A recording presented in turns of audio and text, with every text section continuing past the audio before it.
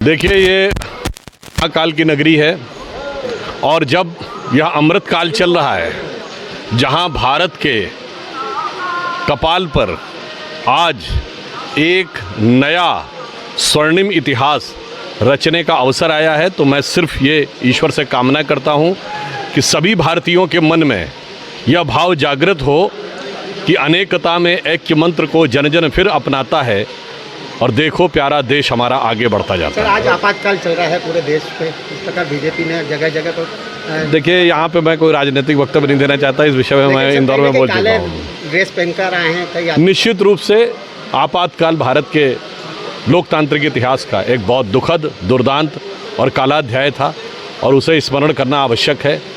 और इसलिए भी आवश्यक है कि वो सिर्फ एक संवैधानिक व्यवस्था नहीं थी, भारत की मूल सोच के ऊपर आघात था, क्योंकि इस राष्ट्र को, जिसको सबने अपनी माँ माना है, भगवान राम, भगवान कृष्ण, भगवान बुद्ध, भगवान महावीर ने भी इसको पुण्य भूमि माना है, माँ माना है, उसको एक नेता के बराबर तौल दिया गया था। तो ये भारत की सोच के ऊपर भी आघात। सर, एक डोनाल्ड ट्रंप को क्या जवाब देना चाहेंगे सर, क्योंकि लगातार वो देश की बदनामी करते आ रहे हैं? मुझे लगता है कि हमारे जो विपक्षी लोग हैं उनको पहले इस विषय पे विचार कर लेना चाहिए कि उनको अमेरिकी राष्ट्रपति डोनाल्ड ट्रंप जी के पूरे बयान पे भरोसा है या नहीं, क्योंकि वो हमेशा न्यूक्लियर की भी बात करते आ रहे हैं कि न्यूक्लियर कॉन्फ्लिक्ट, और वो उन्होंने रिजॉल्व करवा दिया। अब भारत सरकार तो कहती है न्यूक्लियर कॉन्फ्लिक्ट नहीं होने जा रहा था, न्यूक्लियर डिजास्टर नहीं होने जा रहा था, तब वो कहते नहीं मुझे भारत सरकार पे भरोसा है। तो मुझे लगता है ऐसा नहीं हो सकता कि उनके एक बयान के एक हिस्से में भरोसा और दूसरे हिस्से में भारत का, तो पहले तय कर लें, उसके उपरांत ऐसा ही होगा। बयान बदल देते हैं, कहीं ना कहीं नोबेल पुरस्कार लेने की चाहत। नहीं, ये विषय उनका निजी विषय है। जहाँ तक भारत का विषय है, भारत बहुत स्पष्ट है कि अपनी आंतरिक सुरक्षा के मामले में भारत दृढ़ता के साथ, सकारात्मकता के साथ आगे बढ़ रहा है और किसी द्विपक्षीय मामले में किसी भी बाहरी देश का हस्तक्षेप स्वीकार नहीं है। भारत की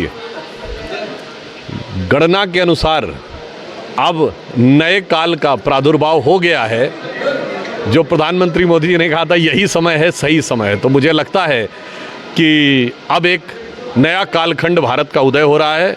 वो जो अटल जी की कविता की एक लाइन थी ना, गीत नया गाता हूँ, तो उसमें भी तो उन्होंने कहा था ना, अब वो टूटे हुए स्वप्न पुराने हो गए। जो उनकी पंक्ति थी कि टूटे हुए स्वप्न की कौन सुने सिसकी, अंतर को चीर वे था पलकों पर ठिठकी, पर हार नहीं मानूंगा, रार नहीं ठानूंगा, काल के कपाल पर लिखता मिटाता हूँ, गीत नया गाता हूँ। ये वक्तव्य तो उन्होंने दिया था, परंतु आज भारत का जन जन मोदी जी के नेतृत्व में इस नए काल के नए स्वरूप की तरफ पूरे आत्मविश्वास के साथ आगे बढ़ने को तैयार है। आने वाला समय सूर्योदय से दिन की शुरुआत होगी।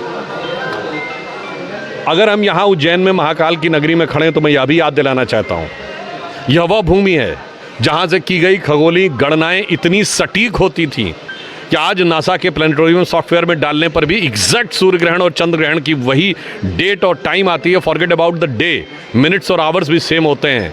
मगर अफसोस की बात यह है कि हमें उन लोगों के द्वारा ये समझा दिया गया कि हम वैज्ञानिक थे, जहां आज भी लिखा हुआ है कि धरती स्थिर है या धरती चपटी है या सूर्य धरती के चारों ओर घूमता है। इसलिए कहा गया है कि अमृत काल में उस विष से मुक्त होइए और तब देखिए कि काल का नया दिव्य स्वरूप आपकी प्रतीक्षा कर रहा है।